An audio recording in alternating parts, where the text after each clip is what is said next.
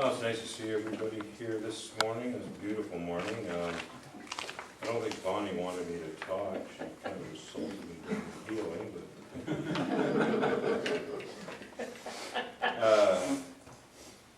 but I didn't get angry. And this is what my talk today is about: is anger, resentment, ego, free will, and closure on issues. Most of you know when I give my talks, I start out with this book in front of me, and part of the way through I don't even stick to it anymore. So I just go with how I feel. So as I was sitting yesterday wondering what I would speak on today, I ran into a wall of pent-up emotions that have been inside of me for so long. I didn't know was there. And these I found as I started reflecting on them.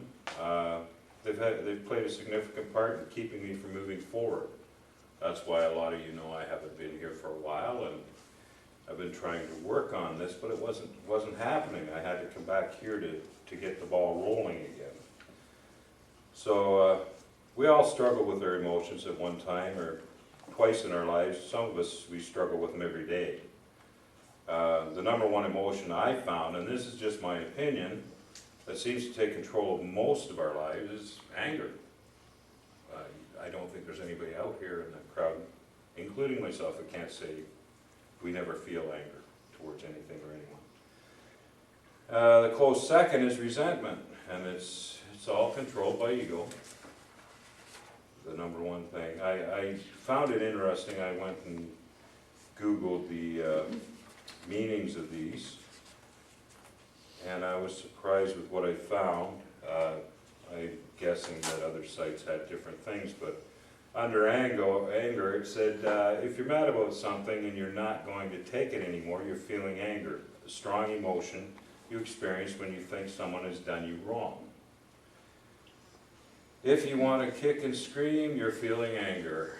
And how many of us have wanted to do that a few times? It says, anger is a powerful emotion people feel from time to time when someone frustrates or annoys them. One of the roots of anger is the Greek word ankhon, for a strangling, which is a perfect way anger actually feels. Indeed, anger can make you feel like strangling someone. Don't do it. If you're feeling a lot of anger, it's good to take a nice deep breath. Found that interesting.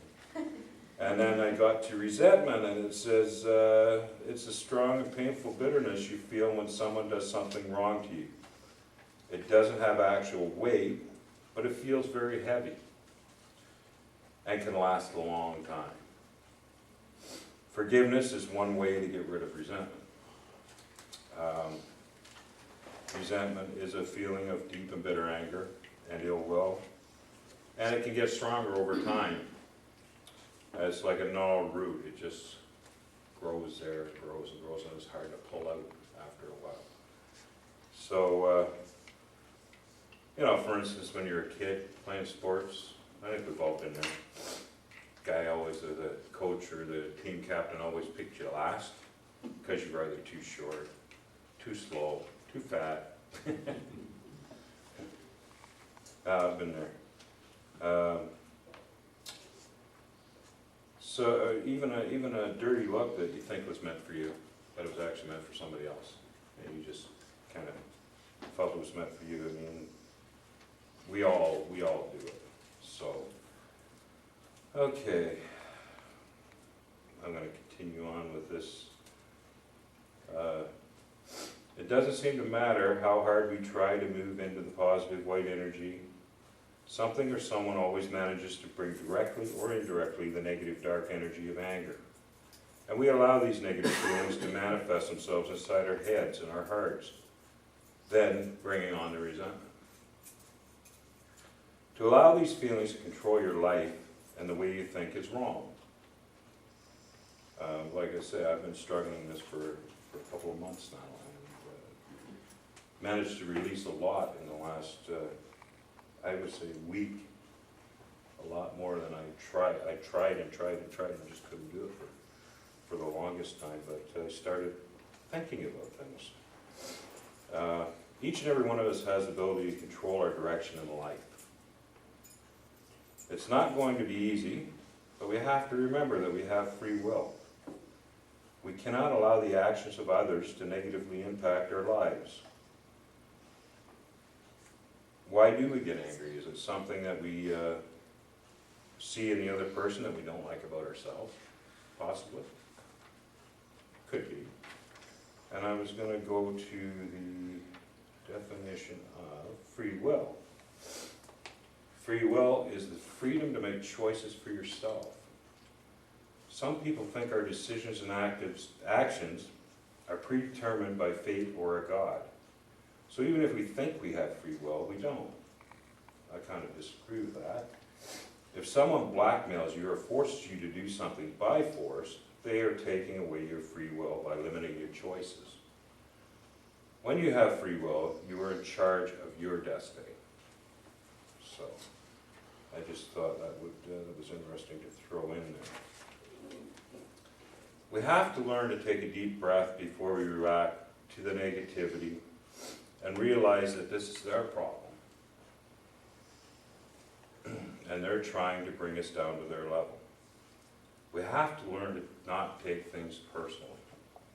Yes, we have personal responsibility, but for other things, but we can't take that personally. We have to smile and keep perspective of who we are as an individual. The person who cuts you off in traffic, we all have the urge to flip the bird or say something derogatory about the individual without even knowing them. We just, it's just there. It's human nature. It's hard not to, but we are human, and that is ego again, stepping in to rear its ugly head. In this day and age of electronics, it has become too easy to send texts. A lot of people know that. We all have cell phones. And for instance, if someone's supposed to meet you for lunch or dinner or whatever, and they don't show, it's easy to jump on your phone and send a text expressing our displeasure with this person for standing us up without knowing why, causing, unnecessary hurt feelings a lot of times, causing grief. It's just so easy. I've done it. I'm guilty of it big time. I wish sometimes I didn't have a cell phone because it's just too accessible in those moments of reacting before thinking. And it's funny how we can do that. If someone doesn't answer a text right away when you're texting somebody, you got a conversation going on, this happens to me a lot, and then all of a sudden I don't hear from them for half an hour. I start thinking the worst, like, what the heck's the deal here, So, you feel like you're being slighted a bit, and again, off goes that text. What the heck? Just creating a little bit of, we create our own anger ourselves a lot of times. Through my experience, which I said about reacting before thinking things through, I've done this a lot. My mother says I do it a lot, and I go, she knows. It's just my mom. She's only dealt with me for 53 years. So I have done this in the past. I have received a communication from one person. This kind of relates to Truly's talk last week, for those of you that heard it, about gossip. I had received a message from a friend of mine through Facebook, another pain in the butt thing like text messaging. And I completely misinterpreted what was said about this other person who at the time I was seeing. So I got very angry very quickly. Out came the cell phone.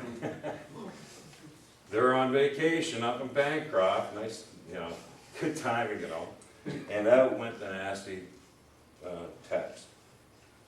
Of course, the response I got back was not very nice. And actually, when I realized that I'd misread the first message, I tried to apologize, but what's said is said. It's hard to take those words back. especially when they've saved them. You know, that's one feature they need to get rid of. So, but I'm guilty of reacting a lot of times before knowing what the real reason is or why, and I think we all do that at times. That's only because we're human. That's the worst part of it. You know, we try to be as good as we can and treat people as good as they, you know, we want to be treated. But, you know, sometimes we still fall down. I've fallen down so many times, I'm ready to buy a roll of bubble wrap. Because I got so many bruises from trying to be the best I can be in this lifestyle that I've chosen. But I get back up and I try even harder not to do the things that I've done. I try to learn from those mistakes. But it's not easy. It'll come in time. I don't know if I have that much time, but hopefully I'll get the hang of it. It's all part of each and every one of our journeys to learn how to handle it.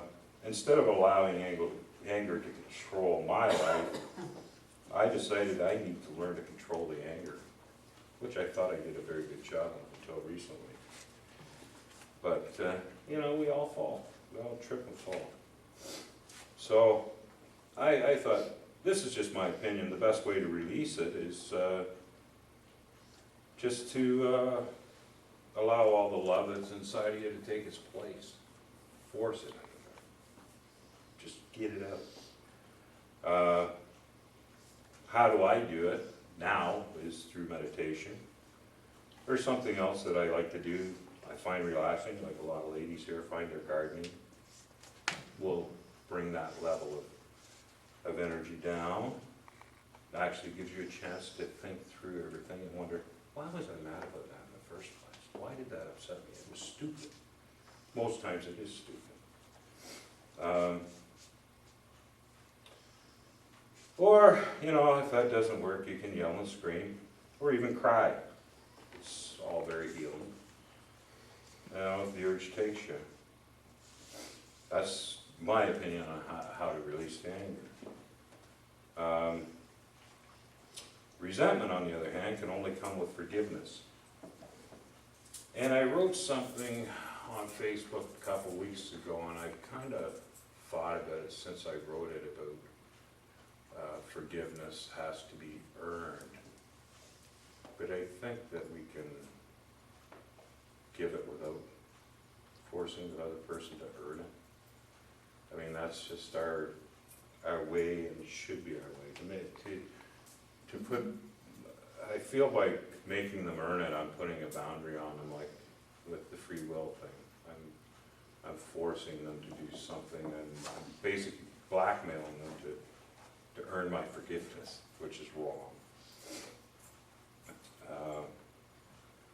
And the sooner you forgive people, the better, because resentment will only fester for a very long time if you allow it, and it'll only hurt more.